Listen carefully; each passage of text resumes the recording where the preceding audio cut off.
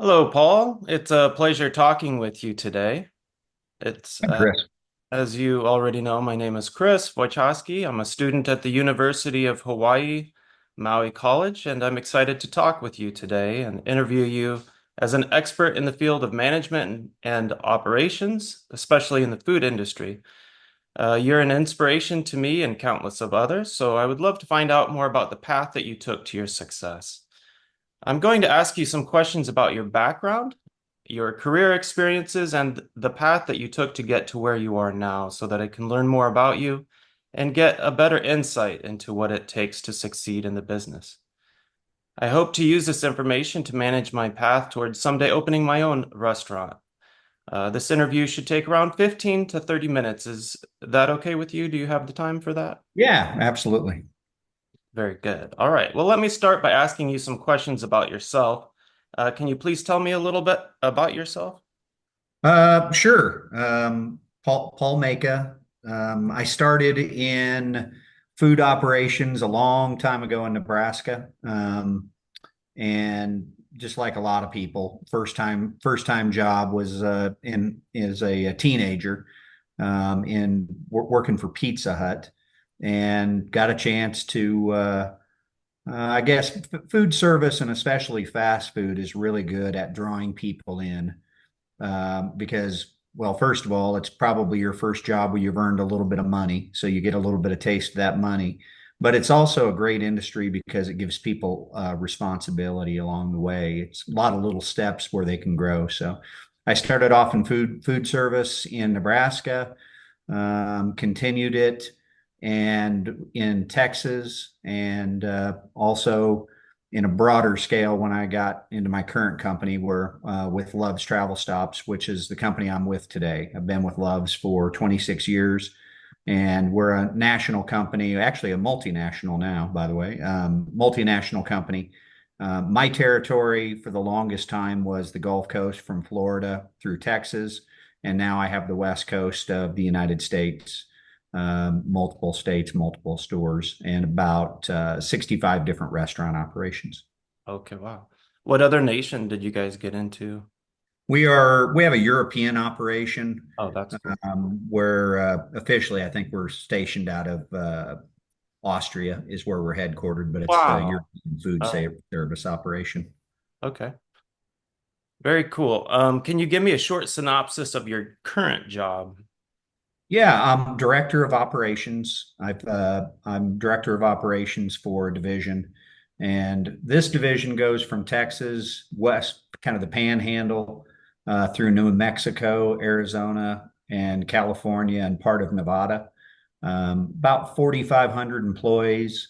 Um, and the group actually includes not just food service. It's a Love's Travel Stops is a truck stop chain primarily, but we've grown from just being a travel stop or a truck stop to heavy four-wheel gas traffic, truck care, repair operations, including tire and light mechanical, and then some storage operations as well.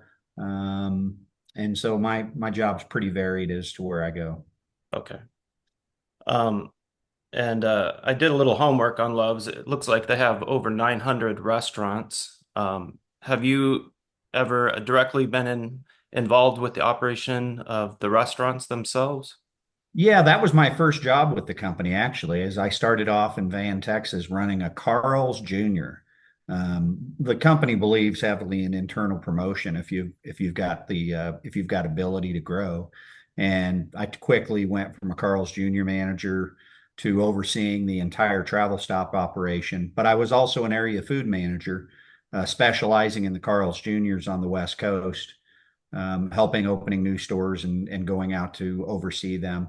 And then I got a well, I got a great opportunity to launch a new product with Love's. We actually went into the test kitchen and created it and did tests of it, and were able to roll it out to a larger group. Our own internal food branding. We started off with tacos, and it's turned into quite a larger operation. And so I was blessed to be part of that, which was exciting because when you start growing something new. So Love's is definitely varied, but it's heavy in food operation through the entire chain. Okay, very good. Um, what is the biggest factor you think that led you into a management position, would you say? Uh, Mm, yeah, I mean, it's probably the ability to impact things on the move. I mean, food service especially is very hands-on. Store leaders in food service and even multi-unit leaders within food service are very hands-on in that. And as you're going, you're able to train and develop people as you go. And that's something I absolutely enjoy is just the interaction with the team and the customers, but especially the team that you're forming a bond with. And so that's something that I would say has been a strength of mine through the years, and it's enabled me to do well. Something I very much enjoy. okay, very good. Can you run me through a typical workday for you? What that would look like? Yeah, depending on if I'm in the office doing admin or in the stores, but a couple of days a week, it's admin right now for me because I'm overseeing. I have 8 direct reports and then about another 10 that kind of on a large dotted line that I'm working with and overseeing. So on the admin side of things, it starts at about, well, depending on the day of the week on Friday, because our office is in Central, it starts in 4 a.m. Or if I'm in Hawaii, it actually starts at 1 a.m. Um, and then it's about a 10 or 12 hour day on those admin days, but it's not real intense. I can work at my own pace. When we're in the store, I'm trying to be on the same schedule that we expect our leaders, which is typically 6:30 to 4:30, and then there's a little bit of travel after that to the next store, the next hotel, the next town, that type of thing. So it turns into a 10 or 12 hour day. Wow, that sounds like it changes a lot. It, Uh, it there's a routine to it that you get used to, but yeah, that I can see how you'd say that. um, do you take any of your work home with you, or is it done at the end of the day? No, I would, the great thing about working on your own clock, I would say, and the responsibilities I have are my own. Um, that the great thing is you can do it about any time. Now, that's also the curse of the position as well. So earlier in my career, I would tell you I carried it home all the time, and it was hard to separate that. But as I've grown through the years into position, I'm pretty good about putting it away and enjoying a normal time when I'm done. Good. Okay, now I'd like to ask you about rewards and challenges you have faced. So, what are the larger friction points in your job? Well, it's all people. I mean, I would tell you the rewards and the friction points are going to probably revolve around people. Um, the the friction points are usually where sometimes we fail because we're not doing a good job of giving the individual what they need. And I say we, that could be me with my immediate reports, but oftentimes it's below that. My company and myself, we really want to get to know our team. We really do build a tight culture with our team. We get to know them several levels down. Now, I don't supervise them those many levels down; it wouldn't be effective. But getting to know the team and interact with them creates a line of communication. So the friction points are oftentimes where we don't meet their needs, and every now and then people make bad choices, and you have to deal with that. All right, very good. And then what would you say makes your job the most rewarding? Yeah, the Oh, other side, people. definitely the people. It's the admin side of the job is okay.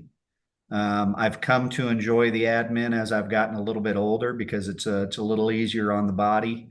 But the great thing is getting out into the field and being around the team. And I mean, we build relationships at every level, getting to know our cashiers, cooks, tire folks in the shop, definitely the leaders involved in it.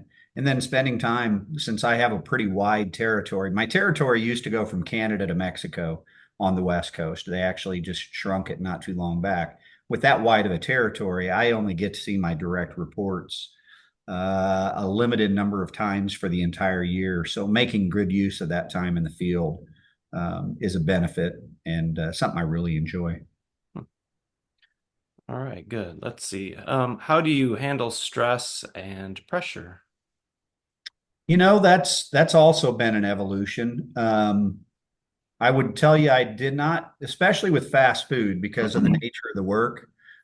It is sometimes easy to be short and abrupt with people, and that side of the stress is hard to it's hard to put away sometimes. But as I've gotten older, I would suppose that's probably a normal part of leadership development. You learn to understand the cues that are going to maybe upset you and step away briefly so you interact right.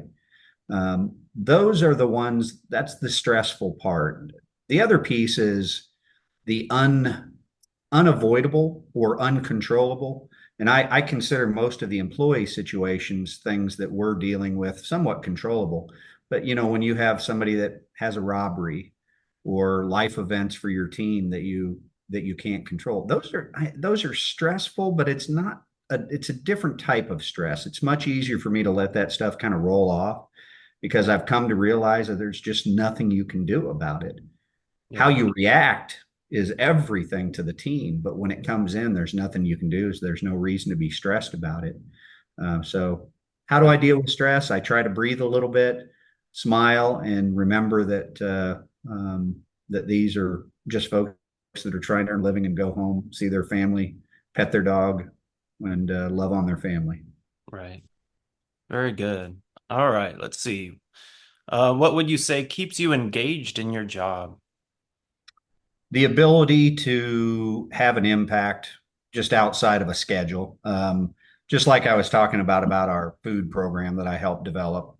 Um, I actually went a little bit rogue. I mean, I did not tell the company I was doing it, but I felt confident enough with this company that I knew if it was something that was beneficial and that we could duplicate, that it would be accepted.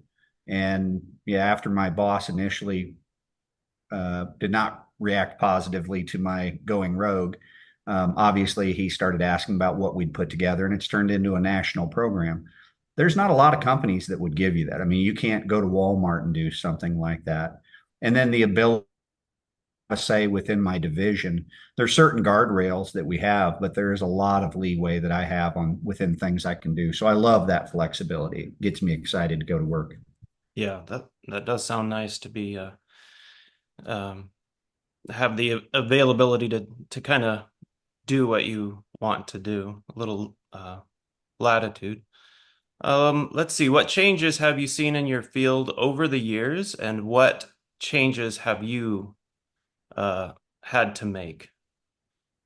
One of the larger ones is the higher cost of labor within food service, especially since my territory is in California. I don't know, you may not be aware, but California passed a law this last year that drastically increased the minimum wage for fast food workers. And the company I'm with is large enough that it qualified under that.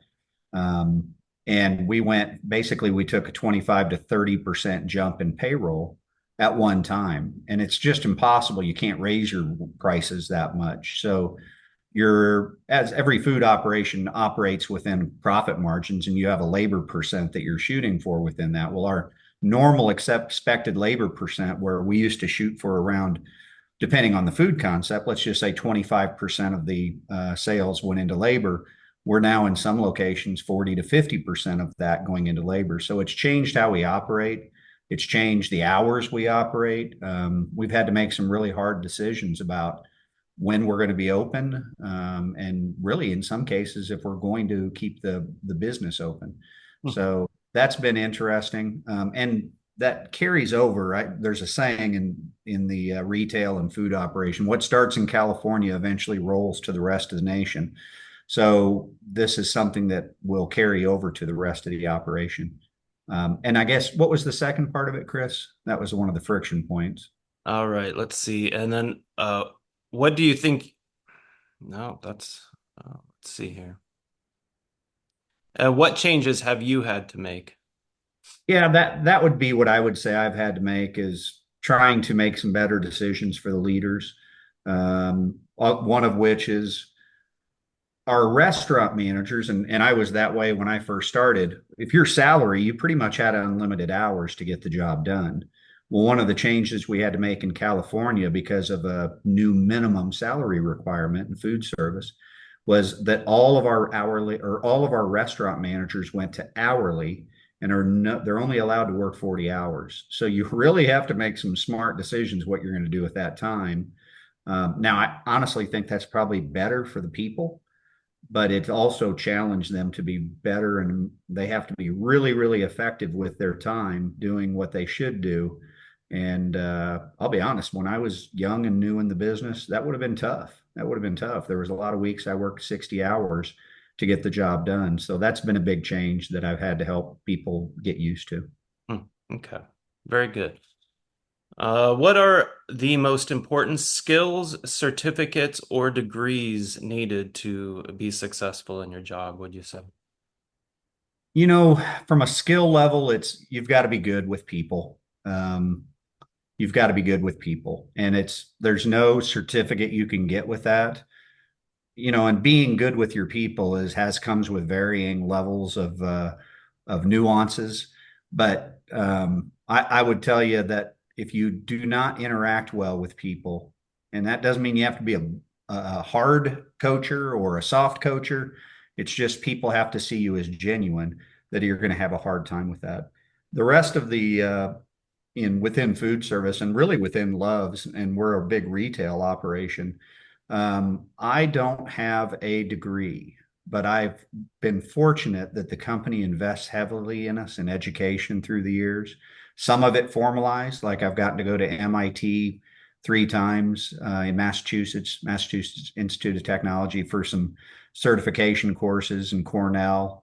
But there's also a lot of individual leadership training that we have within our company that helps groom leaders for the group. And so I've thought a few times about going and getting my degree with the work experience degrees that are available out there.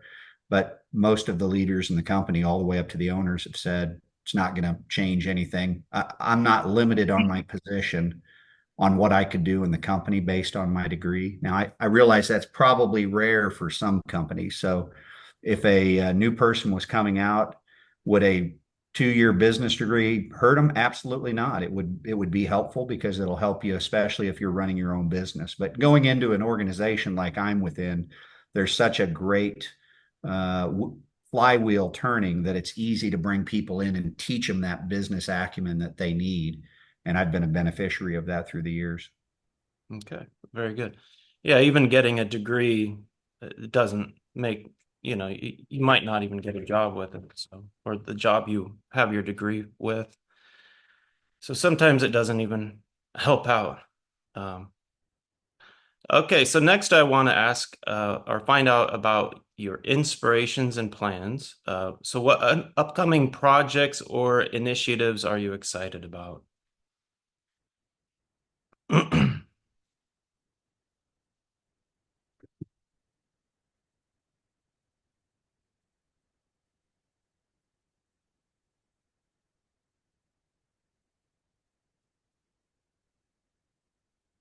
You seemed you're frozen from this side.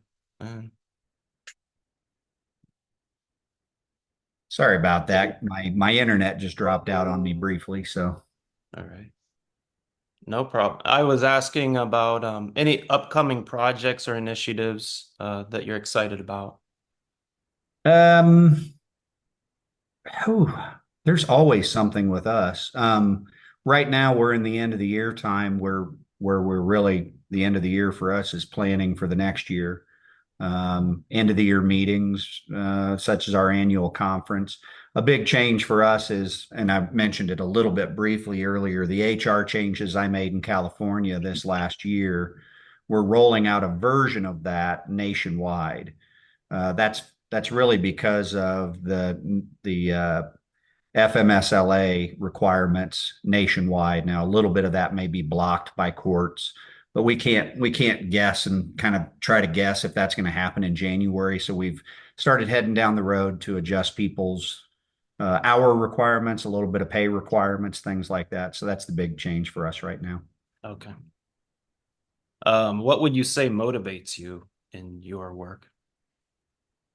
The ability to be creative and to have an impact in people's lives. And that absolutely motivates me. And I was just went through my annual eval about 2 weeks ago, and I look back over my previous evals, and the longer I do this, the more interested I am in a bigger piece of my eval is who I help in the next steps of their career. And so that very much motivates me on who I can help open doors for and create opportunities for. Okay. Oh, here's a very good question. I like this one. What if you could go back 10 years knowing what you know now, do you think you would change anything? Or if you would, what would that be? 10 years. 10 years. Yeah, I mean it's Or 5 years? yeah, all of that really comes down to how much time you spend with work versus your family life. You know, the company I was that where I started 26 years ago, it wasn't an option, by the way. You were going to work 50 to 60 hours a week. It was expected. Things that have gotten better for people through the years. We really are trying to be very realistic about people's work life. For example, I mean, sounds like a silly thing, but not sending emails on weekends. If I do any work, if I send an email to somebody on a weekend, that immediately creates a chain reaction where they're going to feel the need to try and answer it and create works. And so I wish I'd have done that sooner so that when people are off, they truly are off and enjoying personal and family time. I think that's something the current model with people working less um, is a big one. But of course, you have to be effective with the time you work. So Right. Oh, how is AI technology impacting your job, if at all? we're very new into that. I mean, there's tons of application that we're looking at, such as customer counts. AI can tell us whether suggestive selling in the restaurant is going on.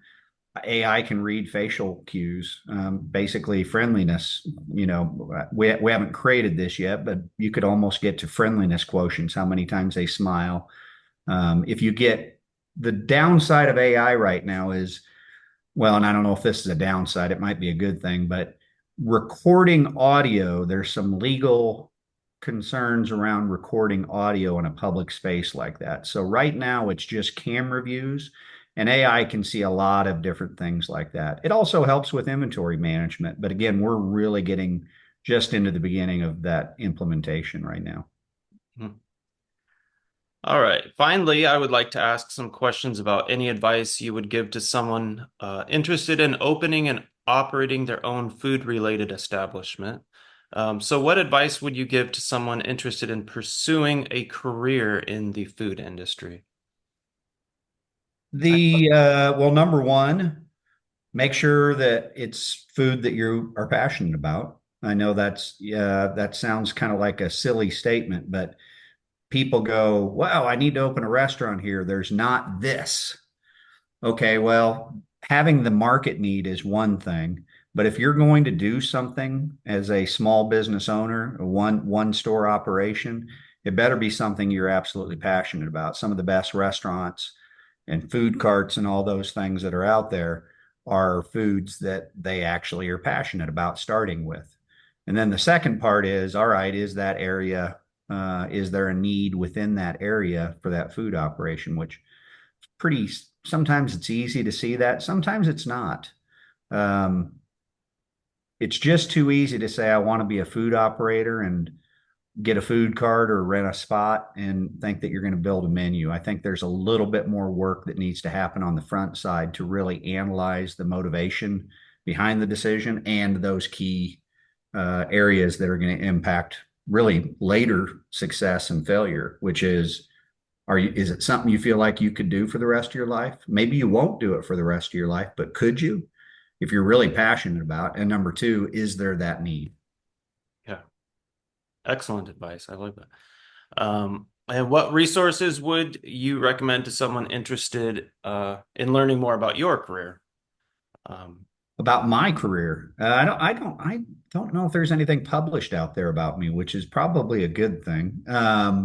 But I would say look up the history of Love's Travel Stops. It's a family run company. It's been family run for over 60 years now, and it's a great story. And I would tell you it's a repeatable story, but it all started with one person's passion and a dream, and then a lot of risk along the way. A few lucky breaks, no question about that. The founder, Tom Love, who's now deceased, but he would tell you. And then a family that continues to run the business and be very involved in the business. It's kind of an exciting story, and the great thing about it is being a family operation is similar to being a restaurant manager running your own first new store. We're not beholden to a board of directors. We can make decisions that are the right thing for the people and the right thing for the business. And so you could look them up. They'd be a good resource for you. okay. Um,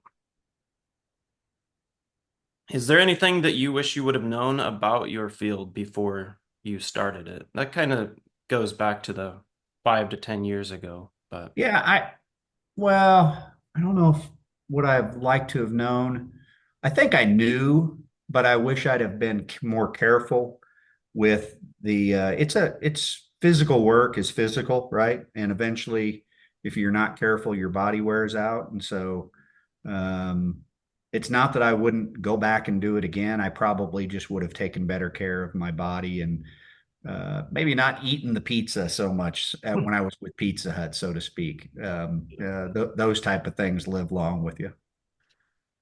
all right, very good. And let's see. One last question. Do you have any recommendations for other people I should talk to about if I wanted to get into the food industry and make a restaurant? Yeah, I think if there's local, and there is local McDonald's operations, many of those are franchised.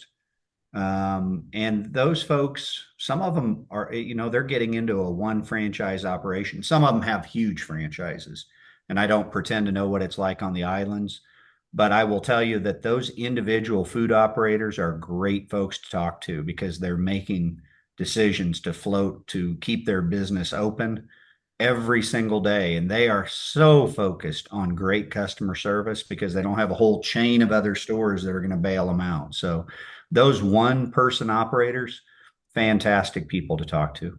Okay, interesting. All right, well, it's been a pleasure finding out more about you. Is there anything else that you would like to share with me today? Well, no, I just end it by saying I think food is a great industry to be in. And is it food or is it service? Or is it people? Well, it's really all three. And if you don't have a service mindset, just being passionate about food probably isn't going to get you there. And if you're not passionate about people, food alone isn't going to get you there. You really have to have all three, unless you're that guy that's bankrolling something else in a food operation. But I don't think that's where any of or most of us are heading. So remember, don't think of it just as the financial investment. There's people, and you gotta love to be around to service the customer, which is back to the people side of it. Okay. All right. I appreciate the time you have taken for this interview. Is there any questions that you have for me or anything that you think would be helpful for me to know? No, I appreciate your time today, the questions. All right. I've gathered some great information today that will help me in my future career. Would it be all right to reach out to you via phone or email if I have any more questions? Absolutely. You're welcome to call anytime. Just keep in mind I'm out on the West Coast, so don't call me too late at night. We're good. Okay. Awesome. Thank you very much, Paul. Thank you for your time. Thanks, Chris. Have a great day. Thank you.